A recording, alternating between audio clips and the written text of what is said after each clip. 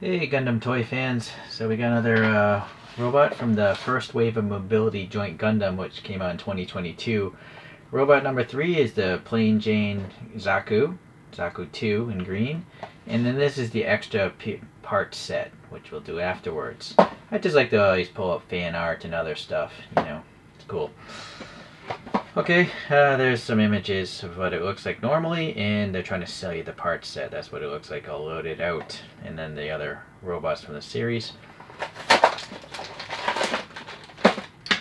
And then the instructions are in the inside of the box, so you might not want to just throw that out, at least until you're done building the thing.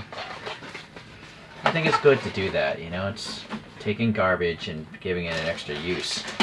This gum you can actually chew on since it's not that old. This is the first one I've had where it comes in 2 different bags. So this actually has a lot of parts then. Very nice. But you're going to need to tear the pieces off the mold runners and or clip them off. But these are nice. They're already done, and some are painted. This one's painted a dark green. See, it's still the light plastic underneath. Here, unfortunately, these things come with paper stickers, which are just horrible. They're so thin, they tear so easily that I don't use them. I'd just rather have a less detailed model, or at some point I'm just gonna have a painting day and just paint all these things when I have a collection of them. Maybe, the one thing you probably do have to put on though is like the mono eye, but I'm gonna probably put a jewel bead on there. Alright, so you can fast forward of course, but I'm gonna just clip these off nice and quick. Actually, all these things aren't even gonna be seen, so you could tear these off you could pretty much tear these off the runners, because they're not even gonna be visible. The hands, though, are visible, so I'd rather have nice clean cuts on those.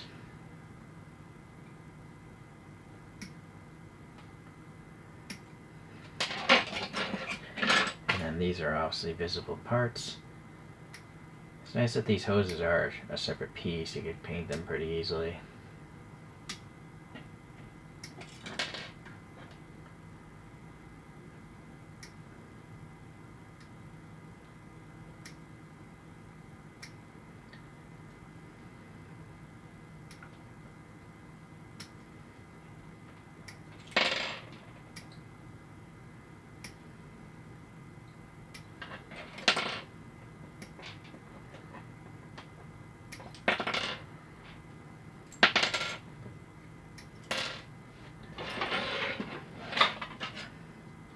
The bottom of the feet are always hollowed out. They're trying to save on cost. So that's unfortunate, but I guess that's probably the most logical place you'd want to save on plastic.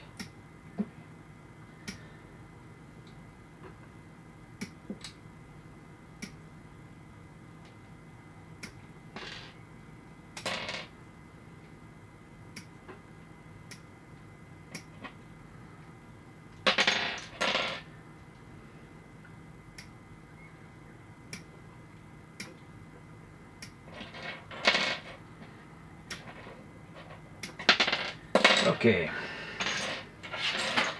So the mono eye.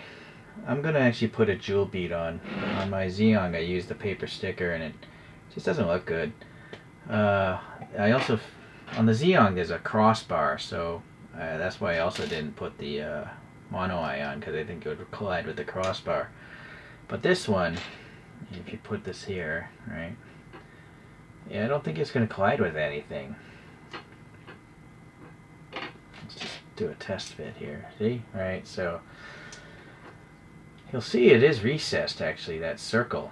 It's actually cut off on the top. So, did I push this down all the way? That is the question. What I'm afraid of is, maybe the paper would be smarter, because what's unfortunate is there's no tab sticking down. You can't move the mono eye very easily. You literally have to take the head off and then do that. Obviously pink paint would be effective as well.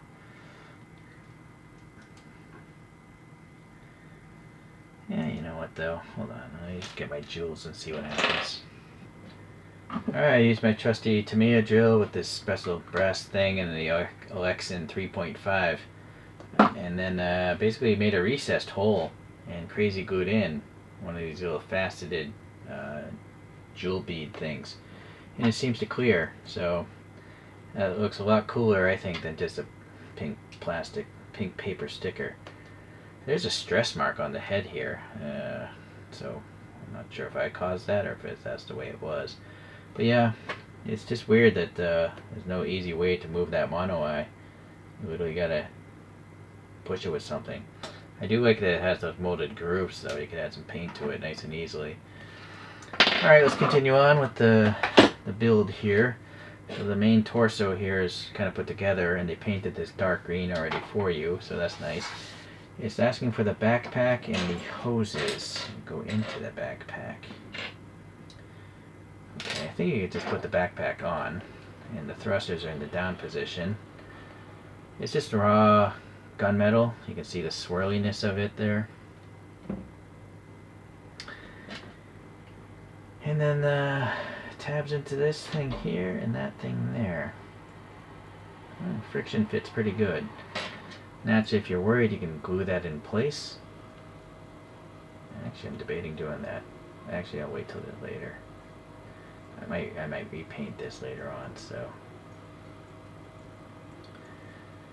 For some reason, this side is not as cooperative. Maybe the leg's in the way. Okay. So, the Mobility Joint frames are pretty good. They're better than the STCS's. They're very tight, and you get a lot of articulation, especially in the shoulders. I guess I'll show you with all the armor in place. It looks like the instructions are showing some of the extra pack parts. Like this one has the antenna, but that's not in this box, so I'm not sure. And then it's asking the forearms to be placed next. So this is the forearm. I think it's best to put it in where the opening is the largest. Like I don't think you could really put it in through the top there. You have to put it in through this side area. See, I hear that snap. So that's what's telling me that these are really strong joints, and hopefully they won't just become floppy in the future. Okay. Alright, it's asking for the legs to be made. So you want to have the cup in the back, and then it's going to get sandwiched by these parts here. So this thing here.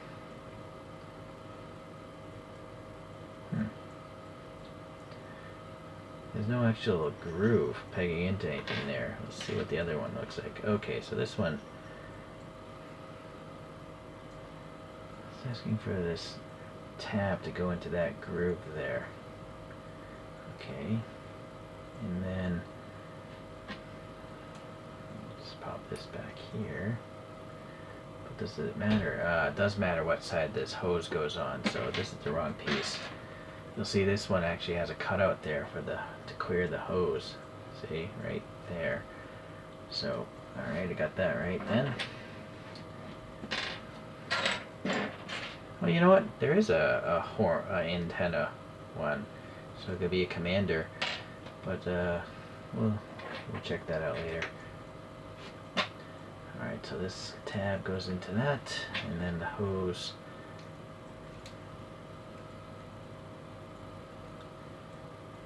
Did I put that in upside down, I wonder? I think I did. The ball has to be on the bottom.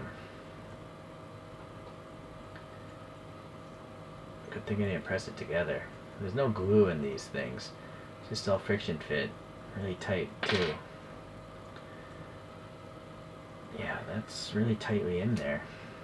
Okay. So yeah, you should probably pay attention to the instructions, which I'm obviously not doing. It's kind of hard to make videos and try to do things. Multitask, I guess. You're supposed to put the paper sticker around here. This is supposed to be black, but I'm gonna just paint it another day. It does seem like the hole is offset. So the question is, where do the hoses go? Do they go on the inside or the outside of the legs? They seem to be on the outside. So This is incorrect. I'm positive you want to have this like this, because you want to have the foot be up the rocker. So if the hose is on the outside of the body, you want this hole to be on the inside of the body, like this. So that way you can lean and get more angle, but I could be wrong. I mean, you could easily swap it around, but that's my logic. But maybe my logic is wrong. Let's see. We got around that angle before it collides. I'm going to try to swap it out with the other one.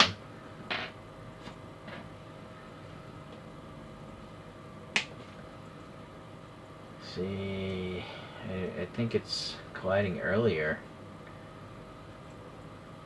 but it would go this way more, right? So yeah, I think the other way, the first way, might make more sense. Do as you will.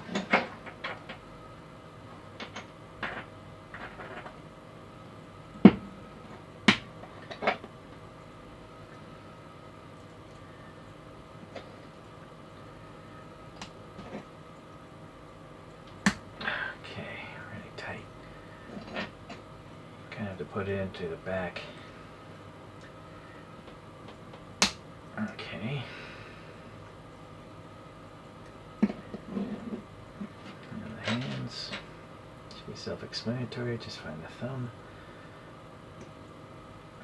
Sadly, the hand is on a ball peg, but it collides so much with the forearm. There's absolutely no articulation. All you can do is rotate it, but you can't set any sort of angling. If the peg was a little longer, you know, it would have allowed a few degrees of angling, but for some reason they chose not to do that. Okay, so shoulder pieces and other stuff. So the shoulder piece with the peg on it goes on this side of the body because the shield has to attach to that.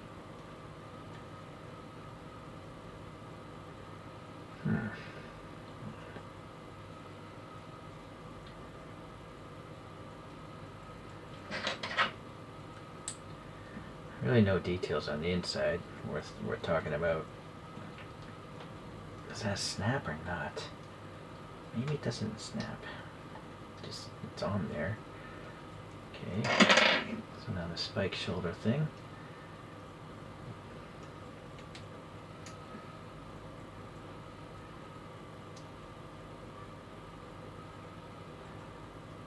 That's on that way. Just look at the instructions. It doesn't really specify if it should go that way or this way. Oh, it doesn't make a difference. And I think it would make a difference which way you put this on. If these grooves are vertical, will it give it more clearance? I don't know. Right now the grooves are vertical. Now they're more horizontal. I don't know. I feel like it's sticking out way too much here. I almost feel like it might want to go vertical. Oh, you know what? The instructions. It's pointing. You notice this thing comes down. So that's what wants to be on the outside. So this one does want to be on the outside, whereas this wants to stay on the inside. So it is the more horizontal groove positioning. But it's nice that you have the option to do both. Okay. And then the armor pieces. This covers up the crotch. And this little rectangle sticking up goes up top, it looks like. So like that. And then we have... This must be for the rear. Yeah, the rear skirt. And then, this is a peg on it. I think that stores the bazooka. I assume... Yeah, the peg wants to be in the down position. Okay. Okay, and the last bit is the armor here on the hips. So it looks like the big triangle side is the front side. And those are going to just slide over these pegs on the those dark pieces there. So like that. And like this. Okay. I'll just take that off for now. Put the commander antennae on one. Pop that on. Okay. So let's go about the articulation. So you saw it's on a ball peg, so you can obviously rotate this head. It's very tight right now. And then there's really not much angling because it's colliding with the torso, front and back, but the side to side is almost non-existent. Yeah, only a few degrees. Alright, so the shoulders are really great on these mobility joints. You can go really up or really down. Look at the difference, right? It's crazy. And then you can have a butterfly in the shoulder itself, in the torso, and then the thing rotates on this ball peg. So I think that's probably the most impressive part of the posability on these frames. Then you have a ball peg here, and then so obviously you can rotate the forearm or whatnot, but you can bend it a little over 90 degrees before it collides. And then as we discussed, the hand's a little weird how it only rotates. Alright, so this is annoying, right? How that hose fell off. I think I am going to glue that. Even if I did paint it, I don't think I need to actually take it apart. So let me come back. Oh, but wait. We have the extra parts. That's what I'm worried about. I'm going to have to just leave it the way it is right now. And then we'll see what happens with the extra parts after.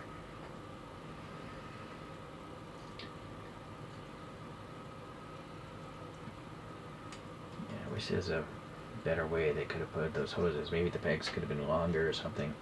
I'm also really not a fan of these. It's not a really tight fit. You know, I would have enjoyed a ball peg system like all the other joints. Okay, so yeah, you can see this armor goes with the hip, and so a lot of angling in and out. Front and back is pretty good, right?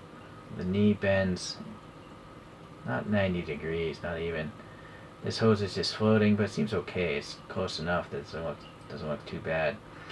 You should be able to rotate that, right? It's just there's so much friction, but you can rotate the leg there in that ball peg.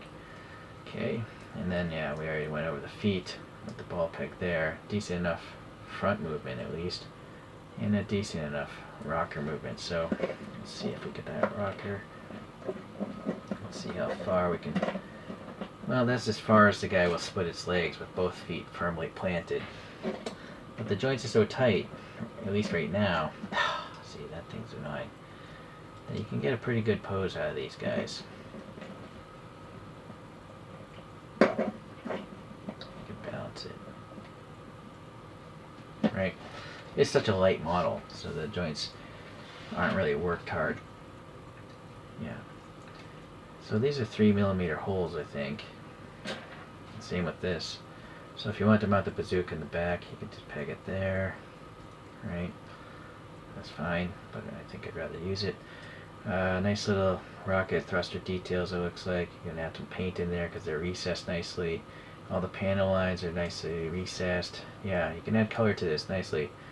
And again, even though I didn't use the stickers, I think it looks pretty good because they painted this torso dark green. Alright, this is kind of lame. You know, the back of the bazooka, there's no recesses there. But at least the front does, and that's more important than the back. The optics also don't have any recesses. There's two handles, and I'm not sure why they would have two slots there. Alright, let's see. I think it would probably be better to put the bazooka on this side because the shoulder's lower. Right here, it would, unless it's supposed to fit in this nook and cranny. But right there with that grip, that works. Let's just see over on this side. Bend that forearm out and twist the hand. Man, it's all so tight right now.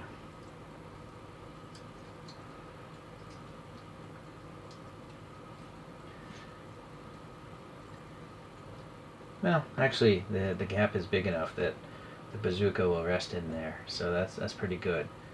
All right.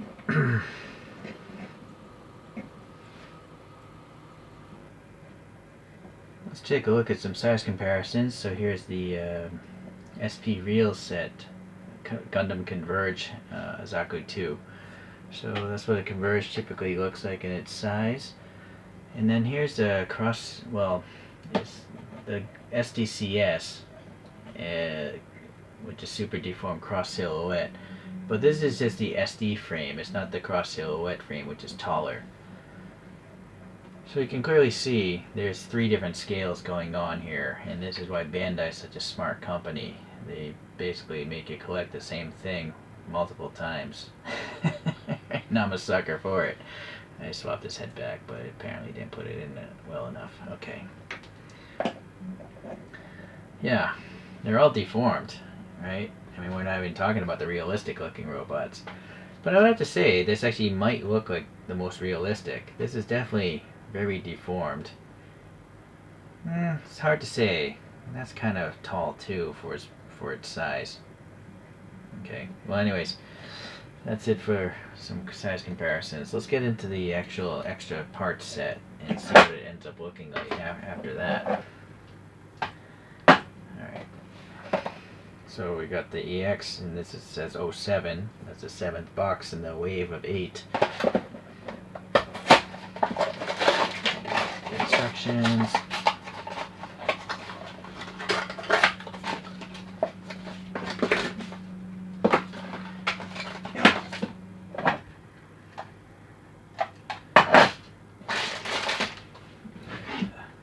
Face the camera again.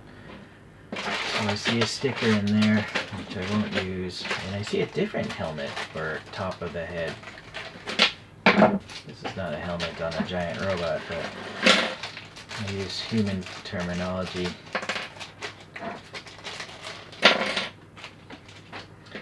Well, back to more clipping.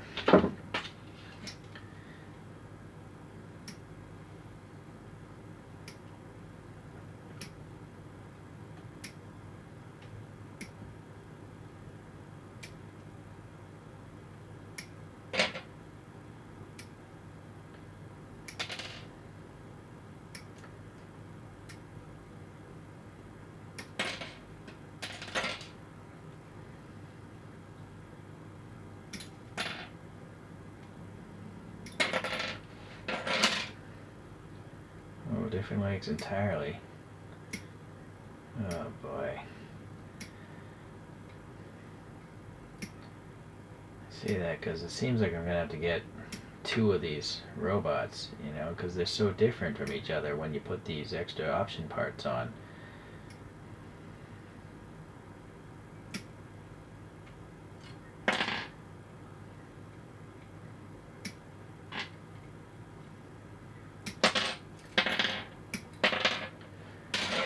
And then missile pods for the legs. Some sort of optic for the rifle, maybe? The bazooka.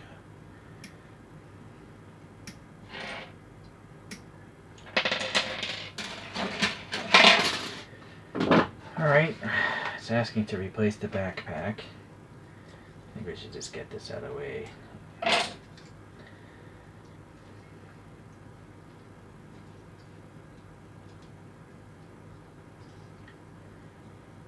Yeah, it's asking to remove those hoses.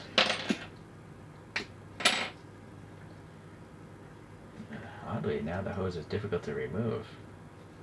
What's going on? Alright. That hose over there.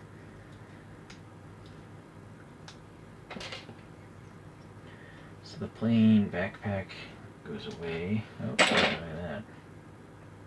And that's really on there. Even though these have hexagonal holes, it seems pretty tight. It's kind of interesting that this even has molded detail behind the backpack. Oh, yeah, I didn't show this joint before. You can get a lot of side-to-side torso movement there.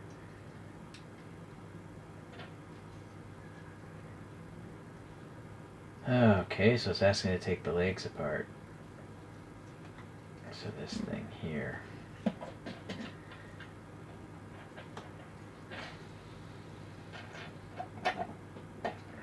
Man, that's also proving difficult as well because they're so press fit together tightly.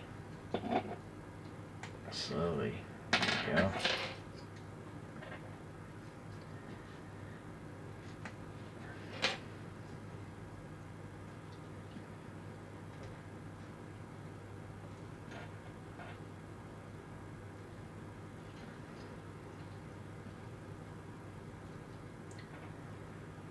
You might want to get some foam pry tools, you know, plastic pry tools, because these are plastic kits.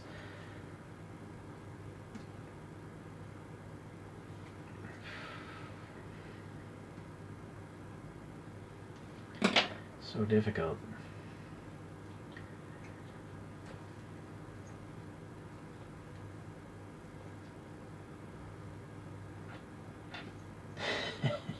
This is so difficult.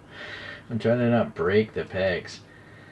Okay, hopefully I didn't put too much stress on those pegs.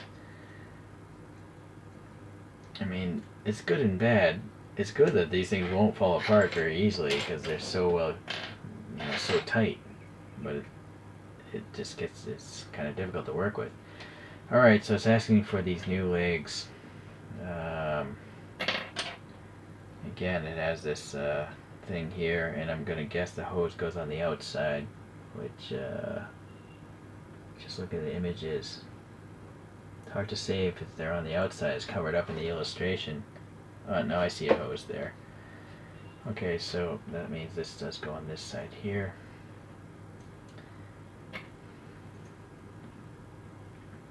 You gotta make sure you have the matching cutout for the hose. I almost feel like this is a space Zaku now that we're building. I'm just speculating.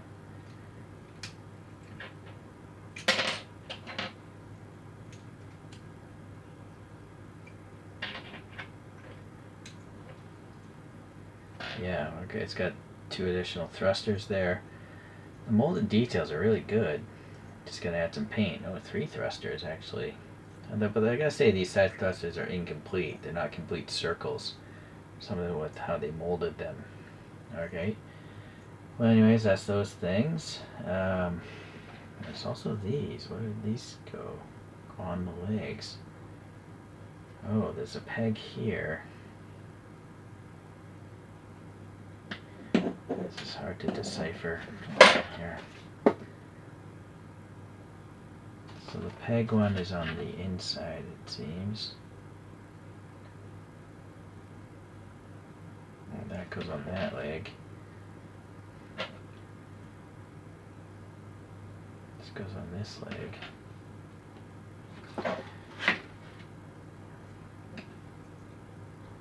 I see, so this thing pegs into this thing in the back of the leg here.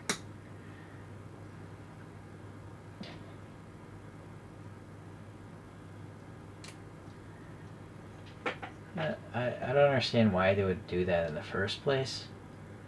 Why wouldn't they just mold this thing to contain that, right? Why?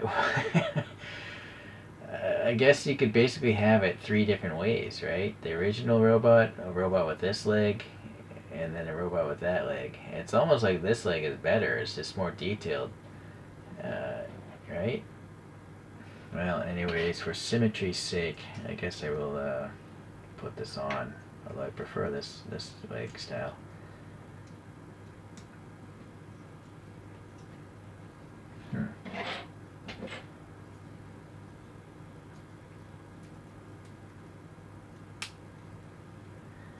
I guess you could paint those 2 different colors, right? Then maybe that'd be interesting.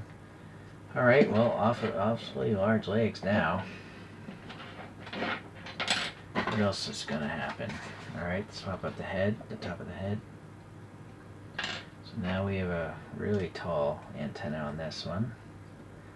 Now the backpack gets swapped in, so it's definitely like a space one. It's got a lot of thrusters going on. A lot of nice details on the backpack.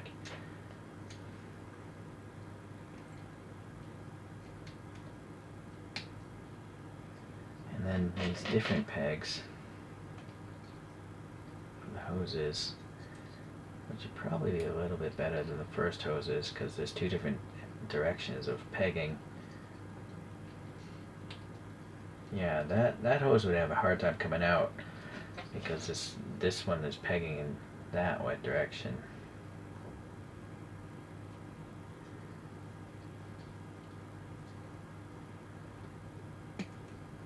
Alright, well that's cool.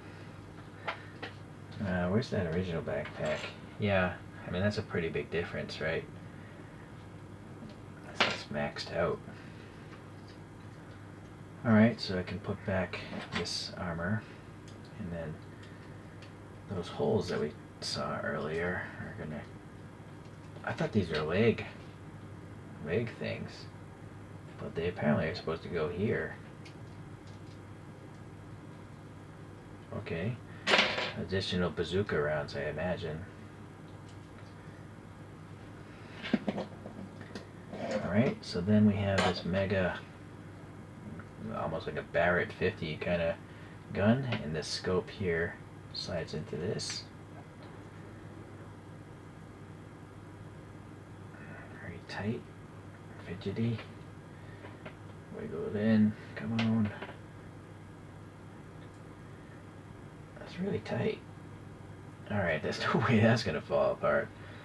It's kind of like a rear biased sniper rifle. Sadly, there's no recess in there, the way they molded it. It's also kind of weird that they would have the optic on the outside in the instructions, right? The instructions are literally putting the gun on this side, but the optic's over here. So I think logically it would make sense to hold it with this hand. But anyways, we're already there, so I am noticing there's a peg on this rifle.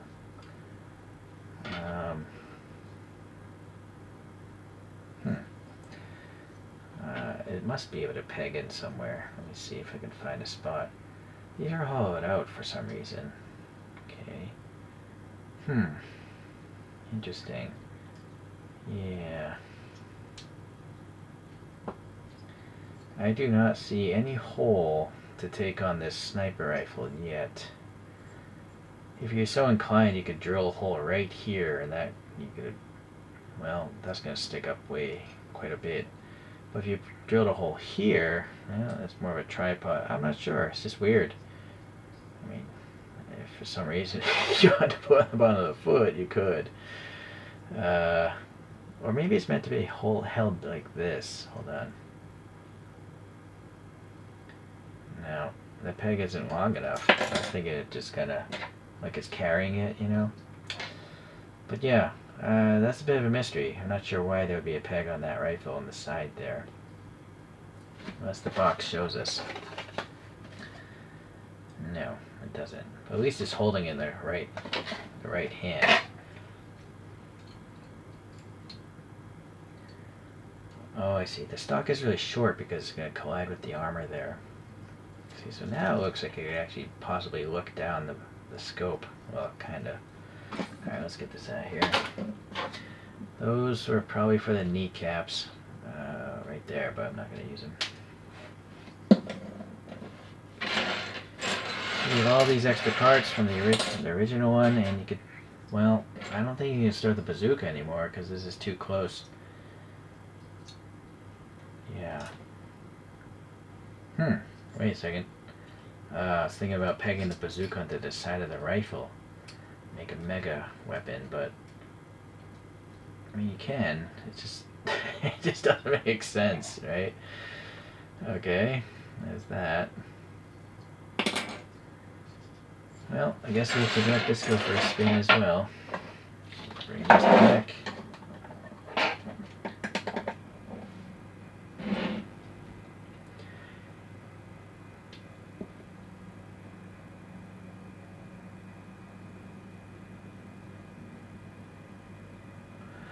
Alright, that's enough for that. I'm wondering, yeah, there is a peg stand hole there, a 3mm peg stand hole. I need this thing. I kind of wish they had an alternate fist or something like that. Well, easy problem fix right there. And I think I might prefer the original one. This totally maxed out one. It's definitely different. I can understand why you'd want to collect both. I might actually buy another one of these just to have the stock version. Alright,